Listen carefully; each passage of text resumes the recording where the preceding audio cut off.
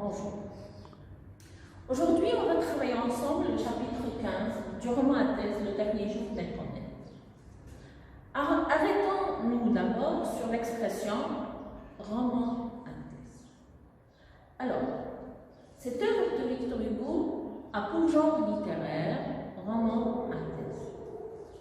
Qu'est-ce qu'un roman à thèse? L'expression est constituée de deux parties. Roman qui veut dire œuvre littéraire fictive ou imaginaire, et à thèse, c'est-à-dire qui contient une thèse ou une idée à défendre. Victor Hugo, dans sa préface de 1832, a déclaré haut et fort que son œuvre, Le dernier jour d'un condamné, n'est autre qu'un plaidoyer en faveur de l'abolition de la peine de mort. Ceci dit, ce récit, qui se veut un texte narratif descriptif, mais pour expliquer et argumenter, car derrière la description et la narration qui vont ensemble dans cette œuvre littéraire, on utilise l'explication et l'argumentation de manière sous-jacente, dans la mesure où la visée argumentative passe par la narration. La narration met en place dans l'œuvre des thèmes à débattre, des thèmes secondaires, mais il n'y a qu'un seul thème principal dans Le dernier jour d'un condamné, qui est la peine de mort. Donc, la mesure où Victor Hugo eut dessein de présenter via ce récit fictif cette histoire qui n'est pas un objectif en elle-même, mais n'est qu'un moyen utilisé pour persuader ou convaincre l'opinion publique de manière générale de la nécessité tellement urgente d'abolir la peine de mort. Donc, dans ce récit fictif, on trouvera des arguments cachés qu'on va essayer de relever via l'étude de certains extraits de cette œuvre littéraire. Alors maintenant, venons au chapitre 15. Ce chapitre, il a pour compétence d'abord d'étudier la polémique dans le roman à thèse. Qui dit polémique, dit débat vif, un débat vif, voire agressif. On va voir que dans cet extrait, où le narrateur, personnage condamné à mort, va présenter des thèses qu'il va débattre, qu'il va discuter de manière très précise. Et les objectifs seront l'identification du thème d'un débat. Il y a un thème qui est mis en place dans toute l'œuvre et dans ce chapitre de manière particulière. On verra tout à l'heure lequel. Et la reconstitution des thèses en présence, parce qu'il y a des thèses et des arguments. Toute thèse a ses arguments. On va essayer de relever ensemble ces thèses et ces arguments au cours de cette étude méthodique. Alors, on commencera par lire le texte.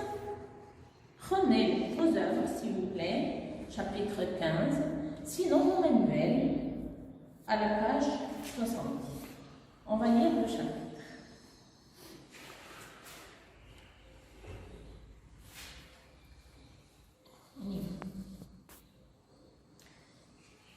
Malheureusement, je n'étais pas malade.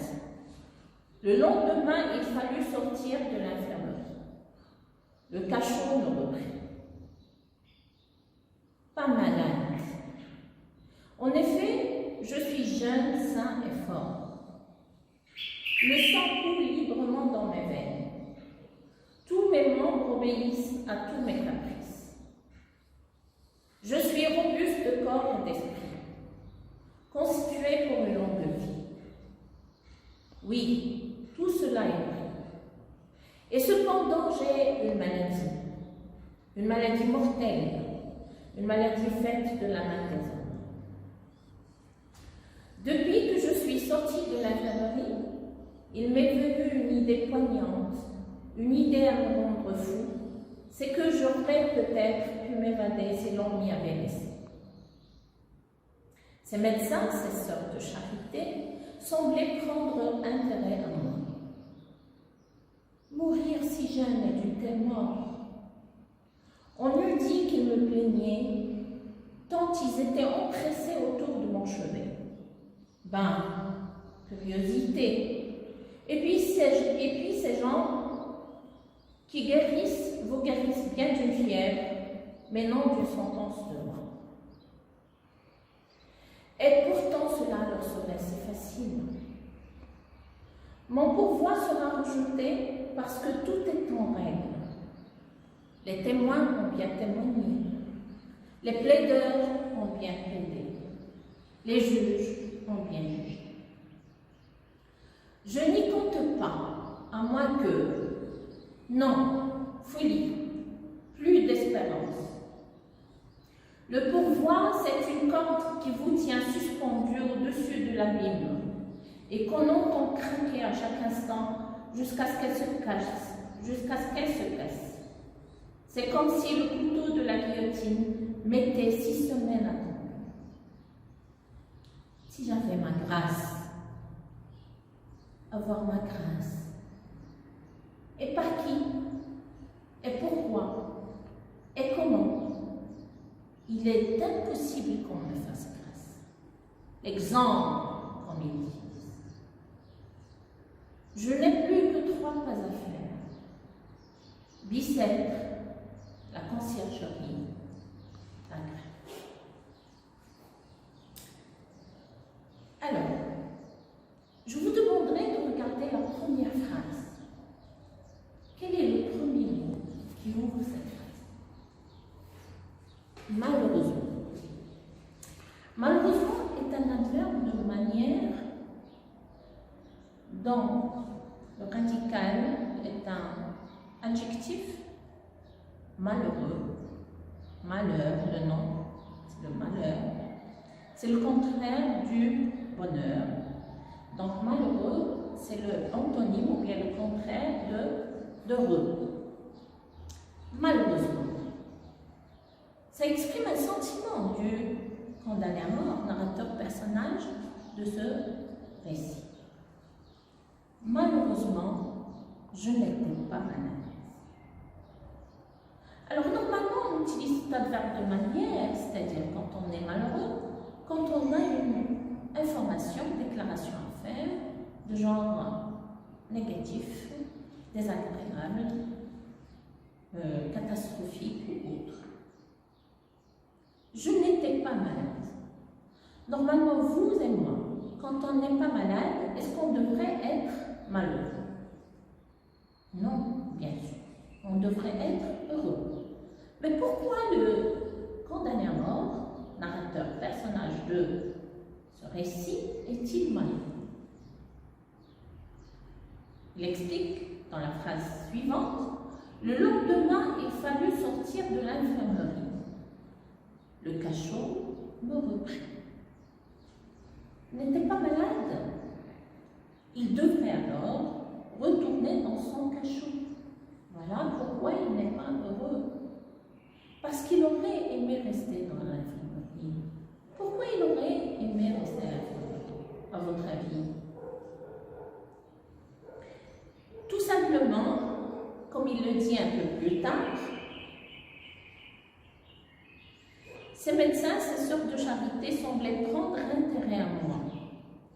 Regardez ici, il y a un discours indirect libre. Mourir si jeune est d'une telle mort. Ça, c'est la phrase des médecins et des sœurs de charité. Comment ont-ils traité le condamné à mort? Ils l'ont traité, bien entendu, via le texte, de manière humaine, de manière tendre. Ils ont pris soin de lui. Ils ont manifesté beaucoup d'intérêt pour lui. Contrairement à la manière brutale dont certains geôliers et gendarmes le traitaient quand il est dans son cachot. C'est pourquoi il aurait aimé rester à l'infirmerie au lieu de retourner dans son cachot. Alors, ensuite, il a dit pourquoi il était sorti de l'infirmerie, et c'est parce qu'il n'était pas malade. son corps. Il a dit en effet, je suis jeune, sain et fort. Je suis jeune, sain et fort. Regardez l'énumération. L'énumération qui décrit l'état physique du condamné à mort. Le sang coule librement dans mes veines, tous mes membres obéissent à tous mes caprices. Je suis robuste de corps et d'esprit, constitué pour une longue vie, c'est-à-dire sa santé, son état physique lui permettait de vivre très longtemps. Mais, il y a un mais.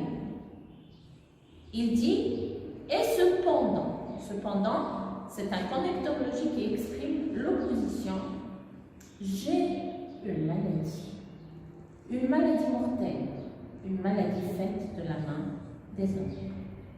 Quelle est cette maladie qu'il a? Est-ce une maladie organique? Non. Là, il fait allusion de manière métaphorique à sa condamnation à mort, à sa peine de mort. Depuis que je suis sortie de l'infirmerie, il m'est venu une idée poignante, une idée à me rendre fou, c'est que j'aurais peut-être pu m'évader si l'on m'y avait laissé. Ici, il y a une idée qui frôle l'esprit du condamné à mort à sa sortie de l'infirmerie, quand il était dans son cachot seul, à méditer, à réfléchir, à cogiter, une idée poignante, une idée qui l'a rendu fou. Laquelle? C'est qu'il aurait pu s'évader de l'infirmerie. Parce que de l'infirmerie, c'était plus facile de s'évader que de son cachot qui était entouré de barreaux, de fer, entouré de geôliers, de gendarmes. Donc, il avait moins de chances de s'évader de son cachot que de l'infirmerie. Il a dit qu'il aurait pu s'évader. Il aurait pu s'évader. Ça reste un souhait, hein? C'est un espoir qu'il a perdu. Il a perdu parce que maintenant, son cachot le reprit. On va voir le long de l'œuvre que le condamné à mort, malgré cette sentence irrévocable de la peine de mort, il va espérer être sauvé via 3 moyens. D'abord, cette issue de l'infirmerie qu'il a perdue, c'était impossible, parce qu'il va lui dire, il dit ces gens-là, c'est-à-dire les médecins, les sœurs de charité, même s'ils étaient très gentils avec lui, ils peuvent le guérir d'une fièvre, mais non d'une sentence de mort, c'est-à-dire ils ne peuvent le sauver de sa peine de mort. Le deuxième moyen par lequel il aurait pu être sauvé, c'est le pourvoi en cassation. Il va en parler ici.